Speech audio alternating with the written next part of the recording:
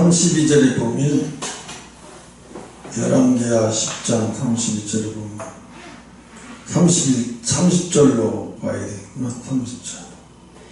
여호와께서 예후에게 이르시되 내가 나보기에 정직한 일을 행하되 잘 행하여 내 마음에 있는 대로 아합 집에 다 행하였은즉 네 자손이 이스라엘 왕위를 이어 4대를 지나가리라. 그러니까 4대째 왕을 한다는 거예요. 4대를 거쳐서.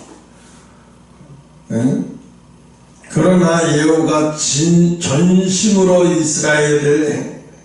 이스라엘 하나님 여호와의 율법을 지켜 행하지 아니하였으며 여로보암이 이스라엘로 범하게 한 그 죄에서 떠나지 아니하였더라. 이때 여호와께서 비로소 이스라엘을 찢으니라. 누가 죽으니까 예후가 죽은 다음에 나라를 찢어버리는 거죠.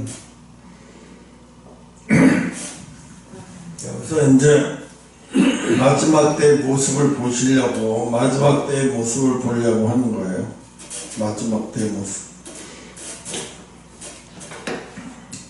마지막 때 이제 죽음의 사자가 마귀 사탄이가 예후를 사탄이라 보면 돼요.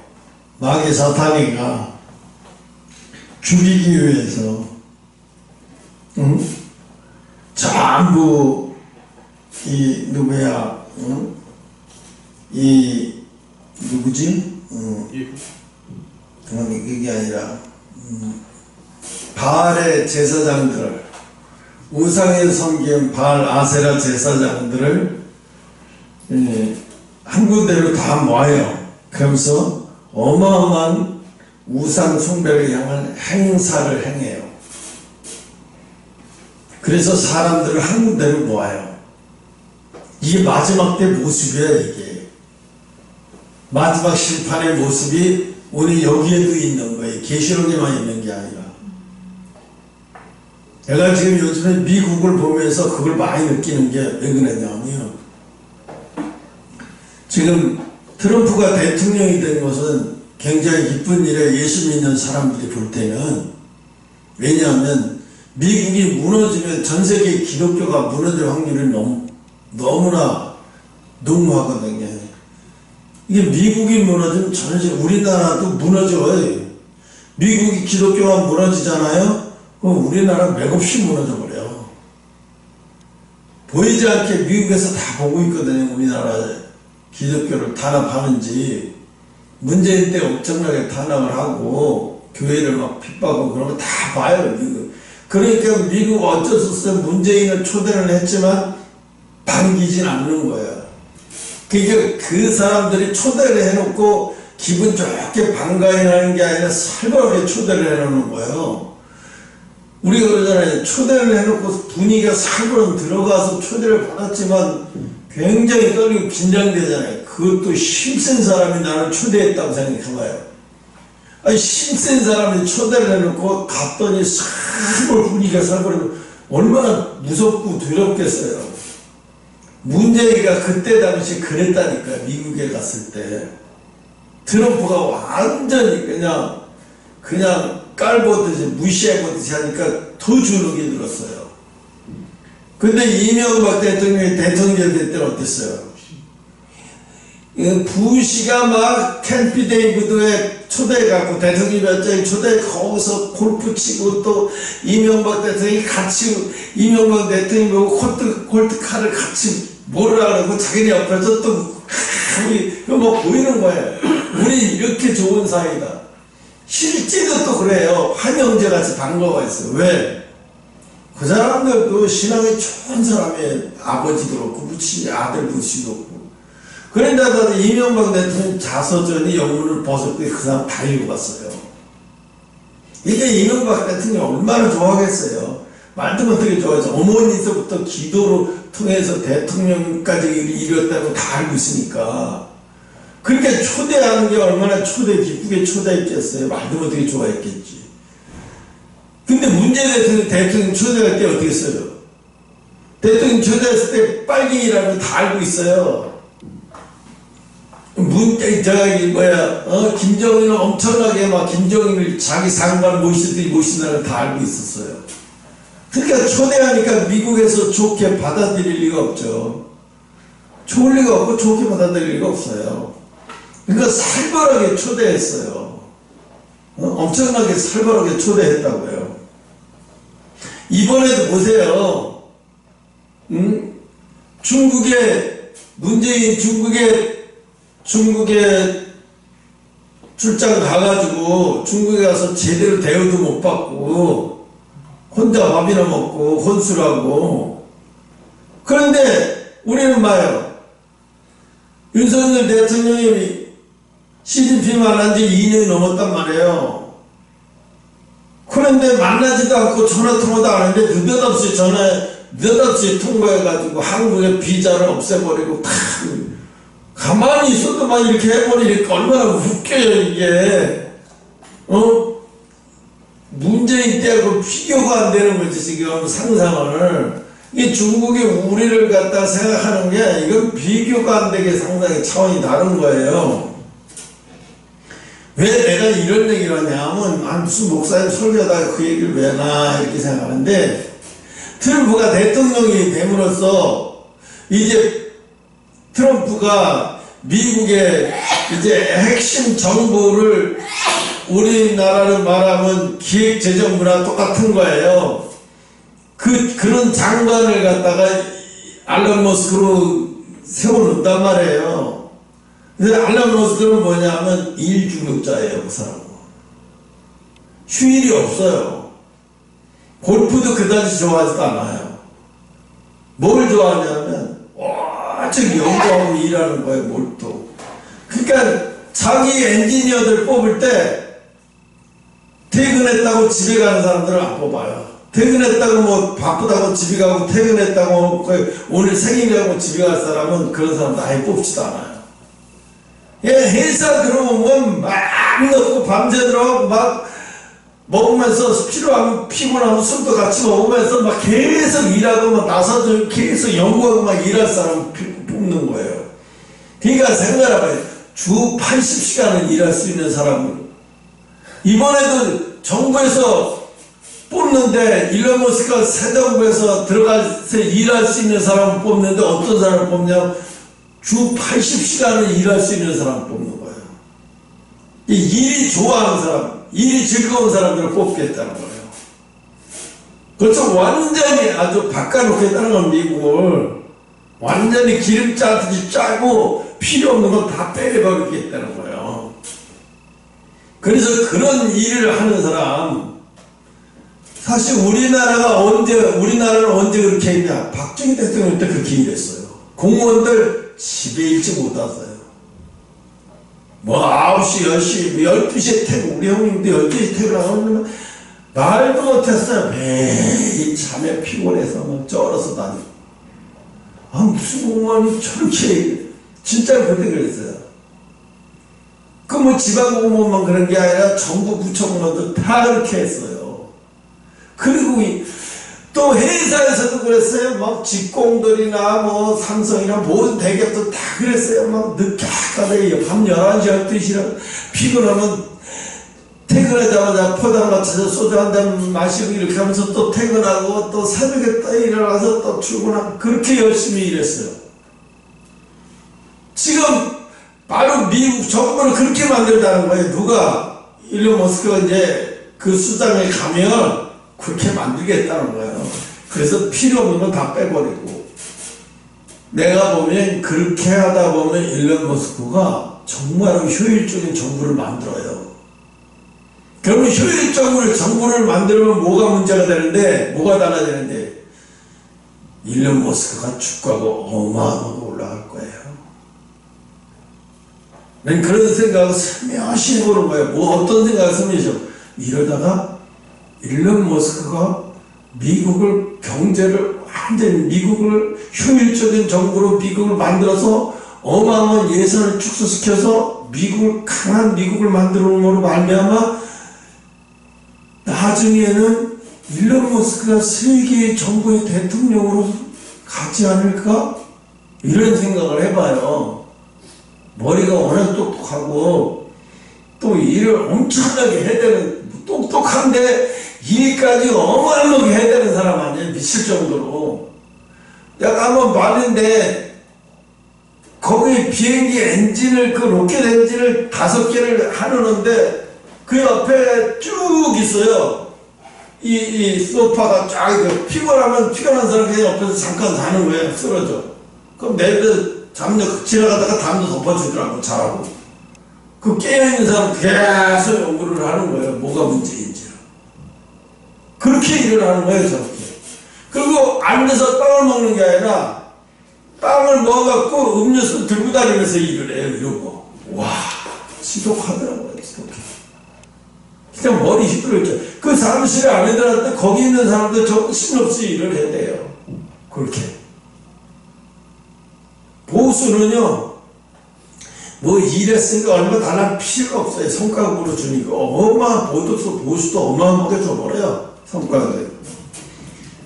그래서 나중에 계시록에 보면 이게 나와요. 이 세계의 대통령이 나오는 거예요. 세계의 대통령. 미국의 대통령이라기보다는 전 세계를 통합정부를 막 하나로 해가지고 일론 머스크 그로 가고 있잖아요. 이게. 그렇게 가고 있다고 지금. 그래서 이게 일론 머스크가 이렇게 가면서 이게 세계 대통령으로 이게 나중에 이 사람이 진짜로 추천받아서 유럽도 이 사람 손에서 네가 우리나라 유럽도 경제도 유럽 통합도 네가 운영해줘, 이런 식으로 나오지 않을까? 이렇게 되지 않을까 싶어. 계시록에 보면 나중에 그런 사람이 나오거든요. 나와서 세계를 하나로 통합적으로 해가지고 스텝을 하나 해가지고 세계를 하나가 되게 만들어버려요. 이끌어가요. 아무나 그렇게 하는 게 아니야. 머리가 천재가 이끌어가는 거겠지. 그리고 이번에 그 뽑는데도 우선 첫째가 어떤 사람을 뽑냐면 IQ가 160 이하인 사람은 안 돼요. IQ가 160인 사람을 뽑는 거예요. IQ가 160에다가 거기다가 명문대 출신이어야 되고 거기다가 일을 좋아해야 되고, 그 대신 보수는 와서 일하는 거 보고 결정하죠. 근데 누가 거기를 지원하겠어? 아니에요. 머리 좋은 사람이 이럴 때 이게 성공할 기회라고 생각하겠죠. 그럼 이제 나중에 이렇게 하다가 일론 머스크가 세계 비전사로 또 소개되고 이렇게 굉장히 빨리 돌아가는데 뭐가 엄청나게 빨리 돌아가는 생각이 들어가요. 왜 그런 얘기를 갑자기 이렇게 하다가 일론 머스크가 나오냐면, 예후를 사탄 마귀로 봤을 때, 이 예후가 지금 사탄 마귀로 봤을 때, 지금 많은 사람들을 사탄 마귀라고 안 봐도 괜찮아요. 예후가 마지막 때 모습에, 사탄 마귀가 마지막 때 모습을 통해서 많은 사람을 미혹해서 한 군데로 몰아요. 그게 뭐예요? 죽이기 위해서 모는 거잖아요, 사실은. 죽이기 위해서 몰기 때문에 그걸 모르는 사람들은 모르고 다 세상 문화가 얼마나 좋아야 멋있는 행사를 한다니까 다 모이는 거야. 막 거기다가 제사장들 예복을 막 정말로 멋있게 근사하게, 정말로 하나님 제사장보다도 더 멋있는 예복을 만들어 가지고 그렇게 좀 얼마나 근사하겠어요. 거기서 예복 드리는 게. 왜 사람들이 천주교에 많이 빠지는지 아세요? 그 의식 종교 뒤집어 쓰고 막 이러고 막 이렇게 하고 막 근사해 보이잖아요. 그거 때문에 많이 빠지는 거예요. 그 의식에 빠지고. 또 보니까 김태희가 천주교의 무슨 행사인가 봐요. 성당에서 김태희가 이 보자기가 하얀 것을 뒤집어 쓰고 나와서 성경을 읽더라고요. 그게 많은 유튜브에 짜로 나왔어. 저거 뭐지? 그랬더니 김태희가 주말에 무슨 성당에서 무슨 성경 무슨 뭘 하는데 나가서 그걸 하고 있더라고요. 이렇게 보니까 깜짝 놀랐어요. 영화인 줄 알았어 처음에. 이 영화가 아니더라고요. 김태희가 천주교 아주 엄청나게 그 집안이 그런가 봐요. 천주교 신자인가 봐요. 그래서 비도 김태희도 그쪽으로 가는 거예요. 그러게 뭐냐. 왜 그러냐면 그 의식이 그 막 그럴듯하잖아요. 막 멋있고 거기다가 추기경이나 뭐 이런 사람들을 보면 막 빨간 여기다 부딪히고 아주 감상해 보이잖아요. 개불등이다 그 뒤에서는 별짓을 다 하는데 오늘 그래서 예후가 사람들을 마지막 때 이렇게 모으는 모습을 이 비밀이란 말이에요. 이 비밀. 이 비밀을 알면 살 수가 있는데 이 비밀을 모르는 사람이니까 비밀을 모르는 사람들 어떻게 해요? 거기다 빨려 들어가는 거예요. 그래서 나중에는 어떻게 해요? 여기서 나오는 사람을 중요한 건 여기서 빠져나오는 거잖아. 한 명도 여호와의 제사장에 한 명도 여호와의 제사장에 한 명도 거기 참석하면 안 된다. 그래서 비밀을 가르쳐 줬죠. 어떻게든지 거기 참석하면 안 된다. 무조건 다 죽이니까. 야, 한 명이라도 하나님의 제사장이 거기 있어 큰일 나잖아. 이거 제사장을 죽이는 꼴이 되니까. 그러니까 어떻게 해요? 찾아내는 거예요. 나오게. 가서 소식을 전해서 여기 있으면 위험해. 빨리 나와야 돼. 그래서 만약에 이런 얘기를 해요. 예후가 만약에 다 죽였는데 거기서 하나님이 섬기는 제사장이 한 명이 있어서 소식을 못 받아가지고 거기 있다가 죽었다. 이러면 그 사람에게 소식을 전하지 않은 자가 죽인 거니까 그 생명의 값을 그 사람 대신 갚아야 돼요. 못 전하면 거저 죽는다는 거예요. 그 제사장이 거기서 있게 만들어서 죽게 만드는 그놈도 죽어야 된다는 거지. 이게 마지막 때 모습이에요. 그럼 지금 이 시대의 마지막에 하나님의 종들은 어떤 사람이냐? 지금은 전도하고 그런 세상이 아니에요. 이게 엘리 제사, 이 마지막 때 이 무리에서 빠져나와야 되는 거예요. 소돔과 고모라 상에서 천사가 가서 롯의 가정을 나가라고 그러니까 말을 안 들으니까 어떻게 해요? 강제로 손을 잡고 끄집어 내고 바깥으로 나와요. 다행히 나오는데 롯의 가정들은 나오는데 사이들은 안 쫓아나오잖아요. 사이들은 끝까지 안 쫓아나와요. 그래도 다행히 나왔지만 몸만 나오고 정신이 못 나오는 사람들은 나와도 교회 나온 사람들이 수두룩해요. 몸만 나오는데 정신이 안 나온 사람들. 교회 와서 앉아있는데 마음과 정신이 다 세상에 가 있는 사람들. 그 사람들 교회 수없이 몇 년 다니다가 수없이 다니면 다 죽어요. 다 죽는 거예요. 그러니까 그런 사람들이 다 죽는 거예요. 마지막 때. 그런데 사람들은 몰래 교회 나왔으니까 자기는 살 거, 자기는 구원받을 거라고 목사 입에서 그런 소리가 나와요. 주의종 강단에서 그런 소리가 여러분 두려워하지 마십시오. 마지막 때 두려움을 갖다 주는 건 가짜 목사입니다. 우리 예수를 믿습니다. 세례받고 예수님으로 세례받고 믿습니다 했으면 구원받는 거예요. 의심하지 마세요. 의심하는 사람은 구원 못 받습니다. 이렇게 가르쳐요. 응? 그런데 설교하거나 이제 마지막 때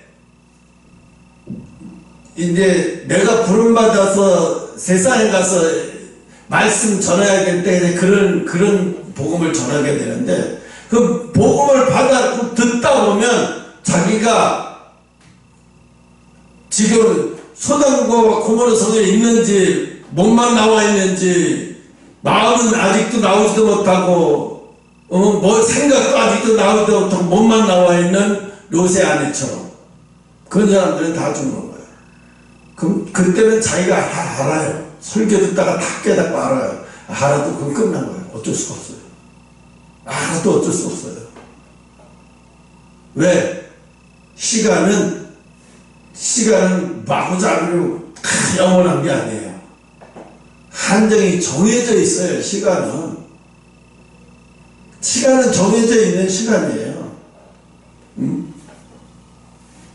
그러니까 정해져 있는 시간을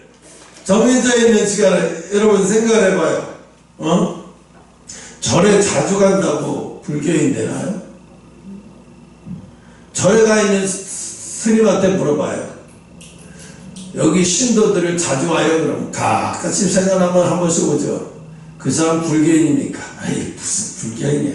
행사 때나 그냥 와서 돈이나 내고 가고 지나가다 물이나 먹으라고 가고 불교인이라고 생각 안 해요. 절에 자주 간다고 해서 불교인 아니에요. 그런데 또 웃기는 것은 뭐라 그러냐, 그런 사람들한테 당신의 종교가 뭡니까? 그러면 1년에 한두 번 절에 가면서도 꼭 불교인이래요. 자기는 독실한 불교인이래요. 그것도 근데 그런 사람들이 불교인이라고 자부하는 사람들이 대개가 다 그래요.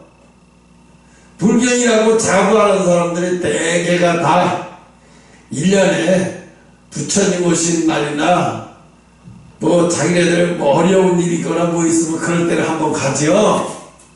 그걸 불교인이라고 볼 수가 없어요. 그렇다고 또 그리스도인이냐? 절대 그렇지도 않아요. 생각을 해보세요. 교회 자주 간다고 교인이 되나요? 교인은 될 수 있어요. 교회 자주 간다고 해도 교인은 될 수 있어요. 교인은 될 수 있을지 모르지만 그리스도인은 안 돼요.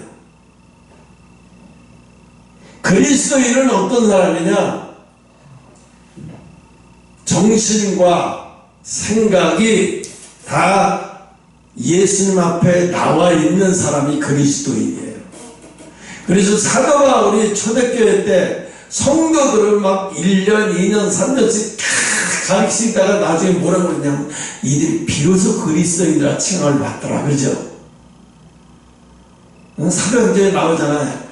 그래서 비로소 이들이 그리스도인이라 칭함을 받더라 이런 얘기가 나와요. 아니 그렇게 집중적으로 막 말씀내고 공부하니까 붙들고 기도하주니까 그렇게 몇 교씩 걸치면서 그래서 비로소 그리스도인이 됐는데, 아니 들라 나는 소풍함이 왔다리 갔다리 한다고 그게 되겠냐 말이에요. 응? 오늘 봐요. 이 예후가 무서운 얘기예요. 이게 그러면 만약에 이 안에 제사장들이 하나님의 제사장들이 이 안에서 죽은 사람이 있었다. 그게 누구의 책임이냐? 마지막 때 목사가 이걸 보면 알아요. 목사 제일 먼저 심판받을 사람이 목사라는 걸. 응? 하나님이 불러서 목사가 된 사람이 있고요. 자기 스스로 자기 의지에 대해서 목사가 된 사람이 있어요. 어찌됐든 하나님이 불려서 목사가 됐던 자기 의지로 목사가 됐던 주의 종이 된 사람들은 어찌됐든 이익과 어찌됐든 자칭 주의 종이라고 했던 사람들은 제일 먼저 심판을 받는다는 거예요. 무슨 심판을? 너희들이 하나님의 크고 비밀한 복음을 제대로 가르쳐주지 않아서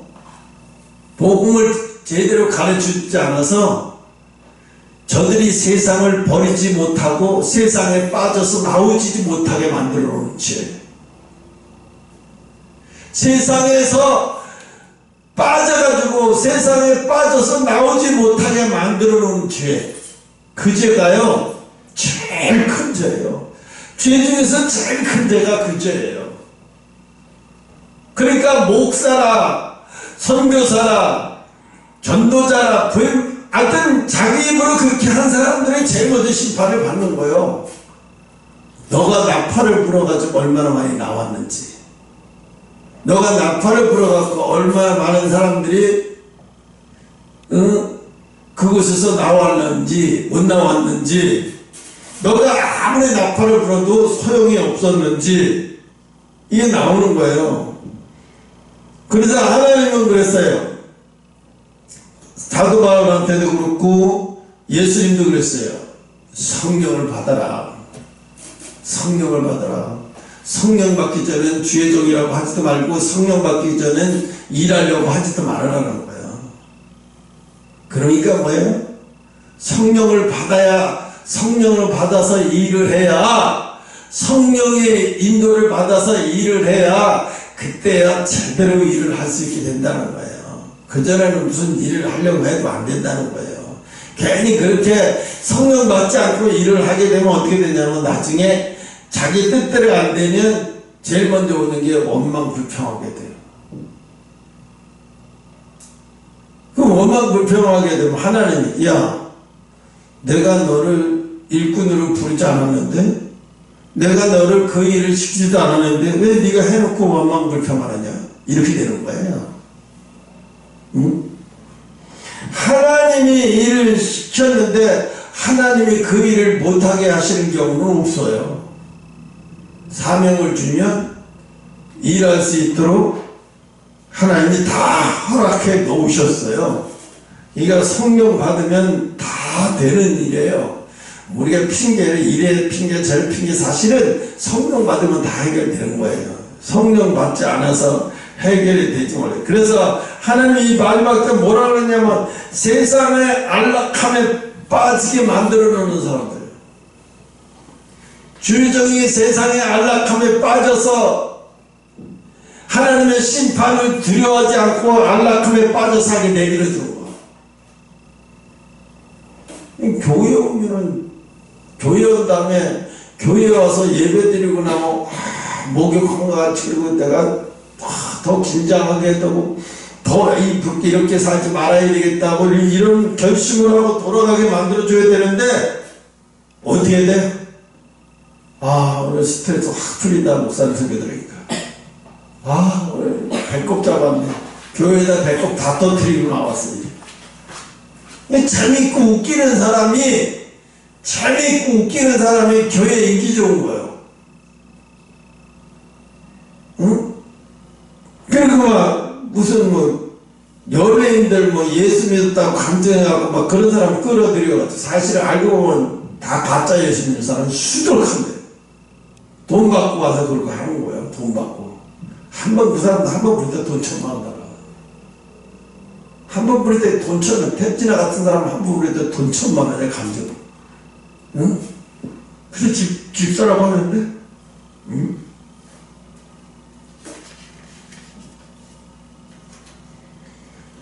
그래서 하나님이 이 예후를 통해서 이 마지막 때 심판의 모습이에요.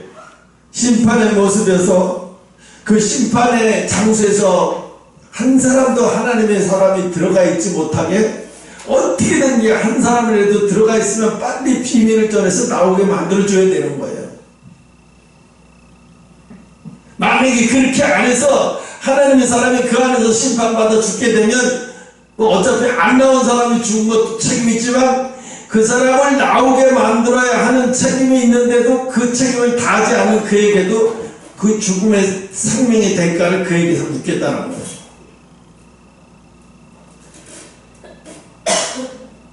그러니까 무서운 거예요.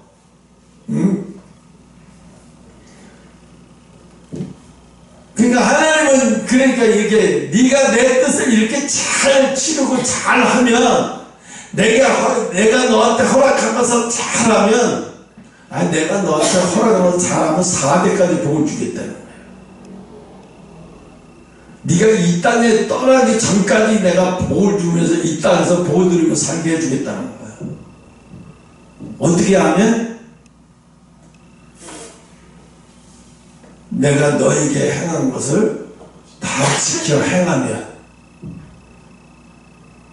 내가 너에게 준 것을 다 지켜 행하면, 지켜 행한다는 게 뭐예요?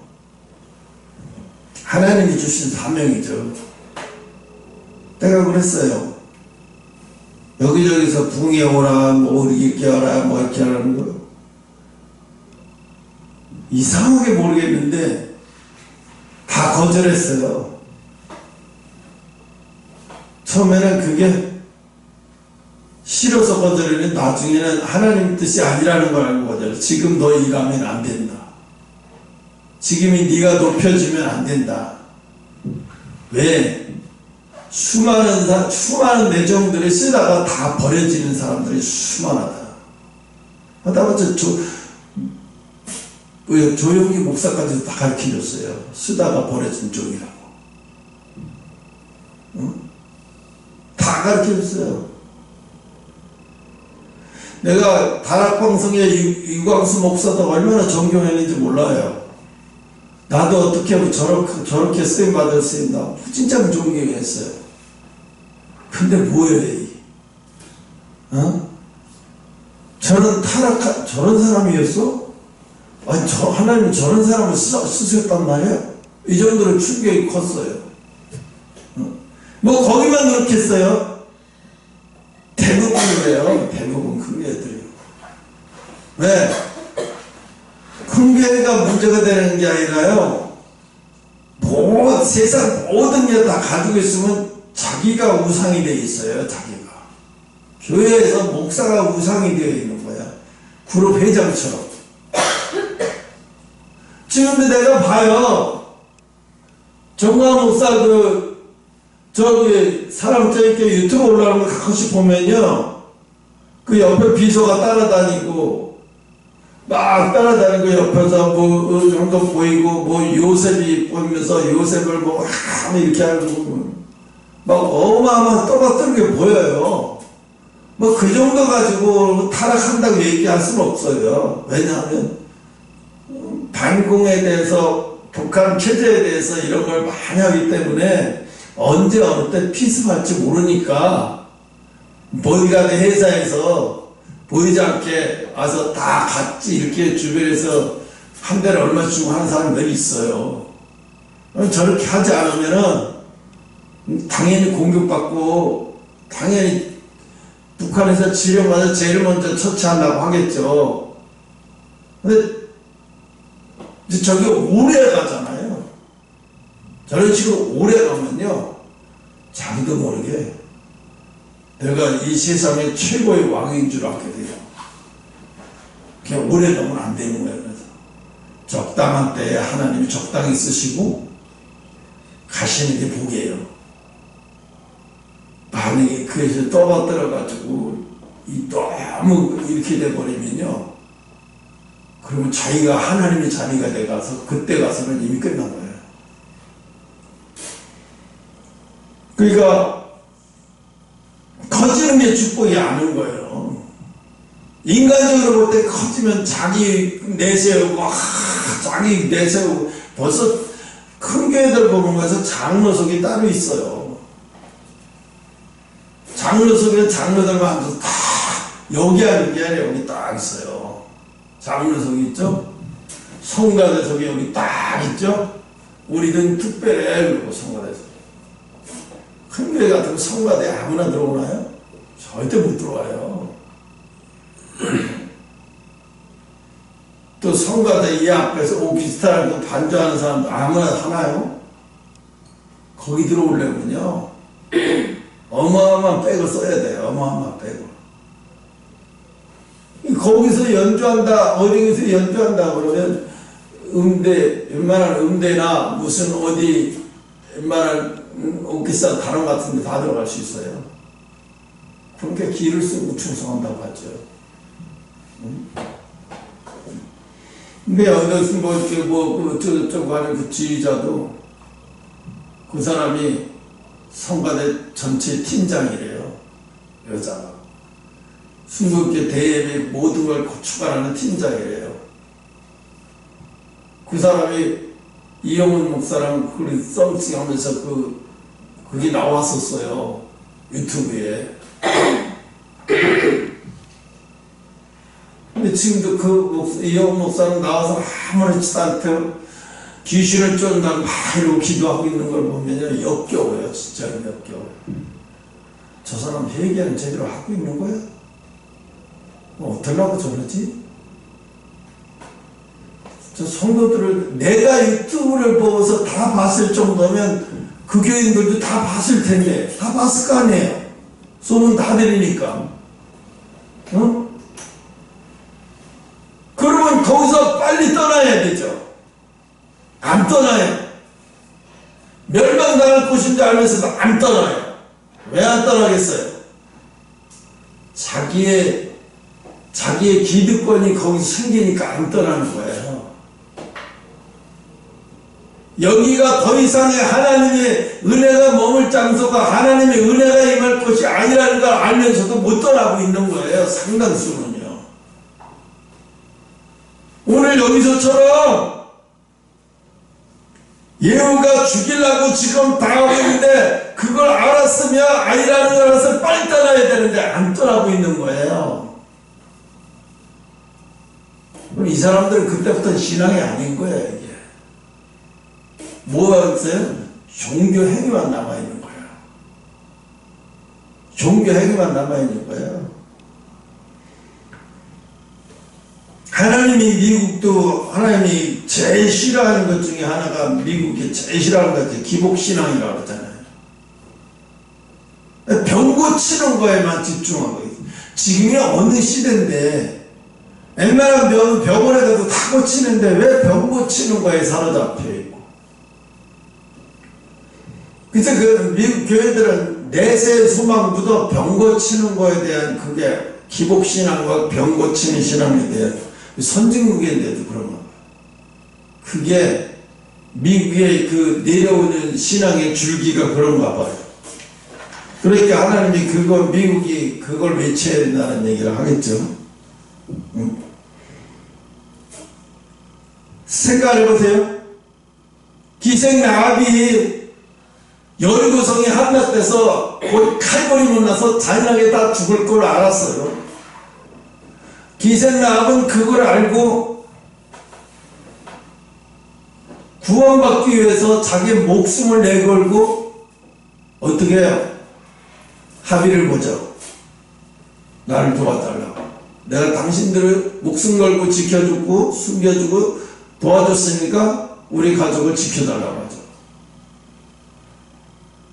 그래서 결국은 붉은 줄을 창문 2층에서 매달아 밑으로 내려서 몇 명을 구원해 주겠다는 얘기도 안 했어요. 그냥 네 창문에다가 붉은 줄을 밑으로 쫙 내리면 이스라엘 군인들이 들어와서 이 집은 구원받자니까 손대지 말으라고 했으니까 다 피해가. 그럼 네가 아는 사람 살릴 수 있는 데를 비즈니스면 다 불러도 상관없어. 조건은 그거잖아요. 그 대신에 들어와야 돼. 집에 들어오지 밖에 있는 친척들은 네 아무리 친척이라고 무겨도 다 죽일 거야. 소용없어. 왜? 너희 집안에 들어가서 빨간 줄 밑에 너희 집안에 들어와 있어야지. 바깥에 돌아다니는 건 니네 가족이래 니네 아버지 어머니라도 안 돼. 다 죽여야 돼. 어쩔 수 없어. 내가 생각하기에 그래. 야, 기생 라합이 얼마나 설득하고 다녔겠어. 주변에다가 아는 사람한테만. 그죠? 소문하면 큰일 나잖아. 이스라엘도 오기 전에 자기가 좀 죽게 생기는데 아무나 보고 그 비밀을 말할 수 있겠어요?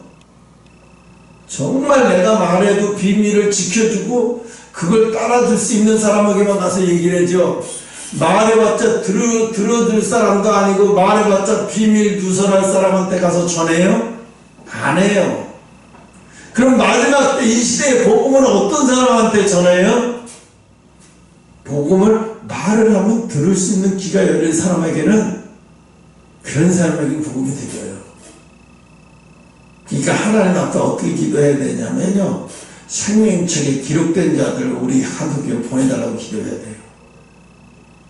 전도의 문이 열려서 하나님의 생명책에 이름이 기록된 자들이 우리 한성교회로 오게 도와주시옵소서. 왜? 생명책에 이름이 기록된 사람들은요, 이 마지막 때 귀가 다 열려 있어요. 그래서 말을 하면, 비밀을 말을 하면 듣게 돼. 진짜 복음을 들으면 알고 살아나려고 노력하게 돼 있어요. 만약에 아직도 생명책에 기록되어 있는데 아직도 돌아오지 않고 있다. 그럼 그 사람들에게 남은 거는요, 어마어마한 징계의 고난이 나와요. 이게 가진 고난과 징계를 통해서 고통받아요. 근데 고통을 받으면서도 왜 고통이 오는지도 모르고 고통받는 거예요. 그러다 이제 그렇게 깨닫다가 이제 예수님을 찾고 이제 그러면 그때서야 깨닫고 돌아오겠죠. 그렇게 해서 돌아오는 사람들이에요. 그렇게 해서 깨닫고 마지막에. 응? 지금 이스라엘 이 전쟁이 이 이스라엘의 저기 전쟁을 지금 하마스하고 전쟁을 하면서 전쟁에 흩어져 있는 유대인들을 하나님이 이스라엘로 모으기 위한 하나의 계획도 있는 거예요, 저 안에. 그래서 계획도 있기 때문에 많은 사람들이 뉴스에도 안 나와요. 그런데 유대인들의 비행기를 어마어마하게 돌아가고 있어요. 매주마다. 아마 하마스 이스라엘 전쟁을 통해서 돌아오는 인구가 어마어마할 거예요. 근데 그걸 이스라엘에 굳이 세계에 알려야 할 이유도 없고 알리지도 않아요. 왜? 그거 알려야 좋을 게 없으니까. 이거 복음적인 차원에서 누가 알고 이거를 비밀리에 전해줄 수 있는 사람이 있어야 되는데 없어요. 아직 그런 걸 제대로 알리고 전해줄 사람이 없어요. 근데 우연히 이스라엘 뭐 하는 TV 유튜브를 들어서 브레드 TV를 통해서 알고 있는, 이스라엘 지금 예수 믿는 유대인 크리스찬들이 많이 돌아가고 있구나. 엄청나게 돌아가고 있구나. 이 전쟁이 나쁜 게 아니로구나. 하나님이 일하시고 있는 거예요. 그러니까 어떤 사람이 그런 얘기를 하더라고요. 지금이 성경의 어떤 때인지 모르면 이스라엘을 봐라. 이스라엘을 보면 지금이 어떤 때인지를, 성경에 나오는 지금이 어떤 때인지를 이스라엘이 보고 성경을 가르쳐주고 있다. 이스라엘이 제대로 보고 있으면 지금 마지막 계시록이 어떤 때인지를 이 지표로 알려. 우리가 동쪽인지 남쪽인지 모를 때는 이거 나침판을 갖고 다니면 금방 알잖아요. 근데 이스라엘의 신앙의 나침판이라는 거예요. 신앙의 나침판이기 때문에 이스라엘이 지금 제대로 보게 되고 알게 되면 지금이 어떤 때인지, 계시록이 어떤 때인지 정확히 알 수 있다는 거예요. 하나님은 그래서 이스라엘이 뭐예요? 내 눈이에요. 신앙의 스가랴서 어디 한번 찾아볼까요? 잠깐만요. 어디 있는데? 지나갔나? 스가랴서 2장 8절을 한번 찾아봐봐요. 만군의 여호와가 이같이 말하는데 너희를 노력한 열국으로 열강을 위하여 나를 보내셨나니 물은 너희를 범하는 자는 그의 눈동자를 범하느니라. 이게 그의 눈동자라는 게 하나님의 눈동자를 얘기하는 거예요. 이스라엘이 누구라고요? 이스라엘은 하나님의 눈동자래요. 그래서 어떤 사람이 이렇게 얘기했어요. 이란이 이스라엘을 공격하니까 저건 미쳤군. 하나님이 눈을 찔렀네. 그리고 나니까 어떻게 돼요? 이란 대통령이요, 사막 가운데 어디 무슨 행사 갔다 죽었잖아요. 비행기 추락했어요. 참, 이게 우연이라고 봐요? 우연 아니에요. 하나님 경고하시는 거예요. 너 이스라엘 공격하면 내 눈을 찌르는데 내가 가만히 있니? 너 이스라엘을 공격하는 건 내 눈을 찌르는 거야. 그러니까 이스라엘이 어떻게 해요? 더 살기 등등하자. 야, 감히 너희들이 그래서 지금 이란이 이스라엘이 가만 안 있어요. 지금 그만해라. 트럼프가 대통령이 되면 더 이스라엘을 더 도와줄 거예요. 그럼 이스라엘은 지금 어떻게 하겠다? 이란의 핵무기 공장을 다 파괴시키기 위해서 완전히 아주 더 이상의 핵무기가 아주 까불지 못하도록 초토화 시켜버리겠다는 거예요. 근데 트럼프가 바이든은 아무것도 아니에요. 트럼프는 더 도와주게, 말리지 않겠다는 거예요. 공격할 수 있으면 해봐. 더 도와줄게. 이런 식이에요. 이란 너희들 까불지 마. 그러니까 이란이 지금 난리가 난 거예요. 트럼프가 당선돼서 대통령의 자리 가면 이제 이란이 더 죽게 생겼어요. 그냥 전 세계 트럼프가 돼가지고 난리 난 나라들이 많아요. 중국도 난리 났죠. 젤렌스키도 난리 나고, 푸틴도 골치 아프고, 하여튼 여러 가지로. 그래서 오늘 이 말씀을, 아까 그 말씀을 가지고 얘기한 게, 예후가 여러 사람을 모아놓고, 거기 안에 이스라엘 백성을 오게 하라. 이스라엘 제사장, 이스라엘 백성들을 오게 해라. 우상을 숭배하는 사람만 모아서 다 죽여버리겠다. 마지막 때 심판이 뭐예요? 그거예요. 마지막 때 심판이 그거예요. 예수 믿는 사람은 다 어떻게 해요? 구별해서 다 구별되어나요. 하나님 피신시켜 예비처로. 그래서 하나님이 뭐라고 해요? 전 세계에 예비처가 8군데 있다고 해요. 지금 2군데는 다 알았는데 나머지 6군데는 아직 자기가 모르겠대요. 난 한 3군데는 알고 있어요. 그 3군데가 뭐예요? 예비처. 마지막에 피할 곳이에요. 마지막에 거기로 가면 재앙도 피하고 거기로 가면 하나님의 임하가 임하는 곳이에요. 예비처로 갈 곳이에요. 그러면서 그 하나님 뭐라고 그랬대요?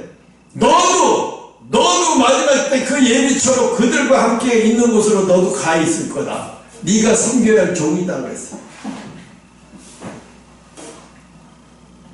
그러니까 우리가 구약을 읽을 때 수건을 벗고 읽어야 돼요. 단순하게 그냥 구약을 읽으면서 아까 그거를 읽으면서 예후가 뭐 이런 그 사각으로 보지 말고 하나님이 이걸 통해서 계시록 마지막 때 신약 성경의 모습으로 읽어야 이게 여러 가지로 다 보이는 거예요. 한 가지로만 보이는 게 아니에요. 여기서 기생 라합도 보이고요. 계시록의 마지막 예비처도 보이고요. 죽을 자들 보이고 우리가 피해 나가야 할 곳이 뭔지도 보이고요. 마지막 추수꾼의 이분이 뭐예요? 예후가 우상 숭배자들을 심판할 그 자리에서 거기 있지 못하고 빨리 도망치게 만들어주는 게 추수꾼의 일들이죠. 그죠? 네, 거기 있으면 죽으니까 추수꾼들이 들어가서 하나님의 마지막 하나님의 사람들 다 빼내와야 돼요. 거기 있는 거예요. 예후가 그 일을 시키잖아요. 만약에 너희들이 그랬지 그걸 안에서 내가 여기 있는 애들 다 죽여버릴 때 그때 이스라엘 백성들이나 제사장이 있어서 죽임당했다 소리 들으면 너희들 가만 안 두게. 너희들이 그 생명에 비해서 갚아야 되겠다는 거지. 이게 마지막 모습이에요. 이게 계시록에만 계시록이 있는 게 아니고 기가 막힌 거예요. 계시록에만 계시록이 있는 게 아니라는 거예요. 이게 그러면 이렇게 별의별 그러니까 우리가 어떤 사람들은 그래요. 열왕기 이거 역대상이 재미없다고 그래서 안 보는 사람도 많아요. 그리고 설교도 이런 걸 안 하는 사람도 많아요. 근데 이거는 모르는 사람들이 하는 짓이에요. 하나님의 마지막 때 숨겨놓은 예비처를 몰라서 하는 소리예요. 이렇게 보면 저렇게 보고 이렇게 보고 돌려보고 이렇게 보면 어마어마하게 하나님이 숨겨놓은 만나가 많거든요. 숨겨놓은 만나의 이 시대. 이걸 통해서 우리가 이렇게 살아 보여주시는가, 이 모습이 이렇구나. 그럼 마지막 때 하나님이 뭐하러 굳이 왜 예비처를 정해 놓으셨냐고요. 예비처를 뭐하러 정해 놓으셔요, 그걸? 알려줘야 될 사람에게 알려주려고 정해 놓은 거잖아요. 그죠? 마지막 때 재앙을 피해갈 수 있는 사람에게 형통하려면 어떻게 예비처로 가 있어야 형통해져요. 어마어마한 고난을 피할 수 있고 어마어마한 재앙도 피해갈 수 있고 그러면 어떻게 하나님 예비하신 곳으로 가야 되는 거예요. 그러면서 하늘쌤이 뭐라 하냐면 그때는 사람들이 다 어떻게 세상 다 타협한대요. 그 고난의 고통에 견디지 못해서. 그럼 어떻게 되나요? 다 신앙을 배교한다는 거예요. 그 예비처로 가 있지 못하면 신앙이 다 배교로 하고 다 버린다는 거예요. 그러니까 뭐라 그래요? 안 태어난 사람은 차라리 복이 있고 예수 믿고 차라리 일찍 죽은 사람이 복이 있다는 거예요. 마지막 그 시대까지 남아있는 사람은 복이 없는 거예요. 이게 뭐야? 태어나는 것도 잘 태어나는 게 복이에요. 정강훈 TV에 보면 자유통일에서 우리가 지금까지 박정희 대통령, 이승만 대통령이 나라를 세우고 박정희 대통령이 경제발전에서 한 세상 잘 먹고 잘 살았습니다. 이렇게 나오잖아요. 우리가 지금 그 사이에 잘 태어나갖고 잘 한평생 살다 예수 잘 믿고 죽은 사람은 복이에요. 그런데 마지막 때 이 시대의 마지막에 태어난 사람은 정말 정신 바짝 차려야 돼요. 근데 태어나는 것도 복이어야 되는데 이 말세에 태어나는 건 참 어려워요. 신앙생활 잘하기 힘들지 않아요? 그럼 어떻게 예비치고 가야 돼요? 하나님 예배하시고 가야 되려면 어떻게 돼요? 철저히 성령의 인도를 받아야 되고요. 믿음의 형제들끼리 항상 교류하고 살아야 돼요. 영적인 거예요. 왜요? 수시로 내가 약해져 있고 수시로 막 올라갔다 내려갔다 해야 돼. 그럴 때마다 영적인 대화, 영적인 교류가 있어야 우리가 잠깐 빠지고 잠깐씩만 갔다가 바로 일어날 수 있고 바로 털고 일어날 수 있지. 근데 혼자 빠져버리면 누가 대화해주고 누가 해줄 수도 없으니까 못 털어. 그러니까 마지막 때 뭐예요? 영적인 교류할 수 있는 사람이 필요한 거예요. 믿음의 사람은 믿음의 사람끼리 모여서 교류할, 그래서 모이기를 힘써야 된다고 하잖아요. 모이기를 힘써야 된다는 제시가 다 되잖아요. 그래서 오늘 아까 그 모습이 그 예후가 마지막에 죽이려고 하는 게 심판의 모습이잖아요. 그래서 다 쓸어서 죽여버리기 위해서, 그래서 거기서 하나님의 사람, 하나님의 제사장 하나같이 거기 남아서 죽게 되게 내버려 주지 마라. 나중에 죽게 되면 그 재앙이, 심판이 너희들, 피값이 너희들에게로 들어간다. 제대로 알리지 않은 너희들에게로 들어간다. 그럼 나중에 마지막 이 시대에 살면서 주의종이라고 하는 자들이 그걸 제대로 알리지 못하고 자기도 세상에 빠졌으면 자기도 죽지만 그 대가로 나중에 지옥불에 떨어져도 그 자기만 떨어진 지옥불의 대가를 받는 게 아니라 그 사람 건져주지 못해서 죽은 대가까지 자기가 다 받는 거예요. 주의종을 함부로 하겠다는 말도 하지 말아야 돼요. 자기 신앙이 똑바로해서 살까 말까 하는데 마지막 때 주의종이 되겠다고 또 부르지도 않았는데 또 주의종이 되겠다고 하는 건 더더구나 하지 말아야 되죠. 그건 정말 성경을 몰라서 배우면 배울수록 성경을 가면 갈수록 이거 하나님의 붙들지 않은 못 가거네. 이거 하나님이 가르치지 않으면 갈 수 없는 길이네. 이게 되는 거예요. 그래서 내가 어제 트럼프 특집을 봤어요. 트럼프가 3대, 트럼프가 원래 이탈리아에서, 독일인이에요. 아버지가 독일에서 넘어왔어. 그래서 미국에서 이바사 했어요. 이바사. 할아버지가 그 아버지가 이제 부동산에서 일으킨 거고, 이제 트럼프가 그걸 또 대해서 이루고, 또 지금 또 트럼프가 자기 아들한테 또 이렇게 하려고, 아들을 얼마나 신앙적으로 철저히 키우는지 몰라요. 문신하지 마라, 마약하지 마라, 술을 입에 대지 마라. 나시린이에요. 술을 입에 대지 말라고 가르치고, 아무나 사귀지 마라. 너는 특별한 사람이다. 항상 이렇게 가르치는 거예요. 그럼 그 애가 삐뚤어 나갈 수가 있겠어요? 삐뚤어 나가지 못해요. 그래서 이 사람은 자식 하나 더 없어라게 키우고, 우리 집안에 문신이 있으면 안 된다. 절대로 하나님이 문신이 있으면 하나님 기뻐하지 않는다. 다 가르쳐버려. 4살 때부터 그걸 가르치는 거예요. 4살 때부터. 걔가 지금 고등학교 3학년에 18살인데 키가 2m야. 키가 2m야. 트럼프가 190이잖아요. 근데 트럼프보다 이 목이 하나 더 올라와 있어요. 이렇게. 그래서 난 제가 키가 얼마나 크길래 그랬는데 나중에 알았는데 190이래요. 아니 200이래요. 고3인데. 얼굴도 잘생겼잖아요. 거기다가 또 금발에다가 잘생겼어요. 엄마가 또 모델이잖아요. 그래 잘생겼잖아요. 키도 크고 잘생겼고, 거기다가 또 미국 트럼프 타운에 제일 19층인가 제일 꼭대기층에 사는데 그걸 봤어요. 이 침대도요 금으로 딱 돼 있어요. 몇 개로 다 돼 있어요. 그리고 요리사가 그 트럼프 부인 요리 안 해. 요리사가 하루 세 끼 다 요리를 해요. 매일매일 메뉴 바꿔가면서 요리를 다 해요. 그냥 왕자처럼 사는 거예요. 왕자처럼. 그 운전기사 뭐 이렇게 해주는 다 거의 그 꼭대기층 그들만에 살아요. 거기 수영장 있고 골프장 있고 다 연습장이 다 있어요. 이거 왕자더라고요. 그냥 이거 왕자네. 엄마가 데리러 가야 시간 딱 돼. 왜냐하면 친구들 잘못 만나면 안 되니까 그 시간 딱 되면 학교를 가서 데리러 가서 직접 운전해가지고 물론 옆에 경비원도 있겠지만 늘 차단하고 나쁜 아이들 만나지 않고 그냥 좋은 아이가 크려면 좋은 부모가 돼야 돼요. 좋은 부모지 않은 사람 돼서 좋은 아들이 태어날 수가 없어요.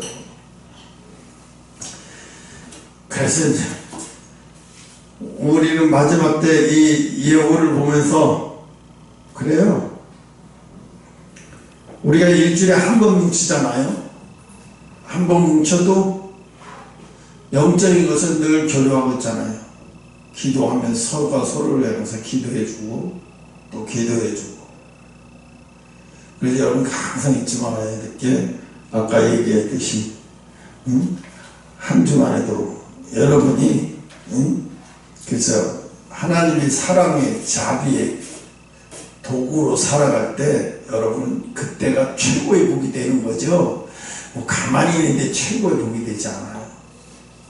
그래서 여러분 한 주간도 하나님의 사랑과 은혜의 자비가 된 여러분, 도구가 된 여러분 되시기를 축원합니다.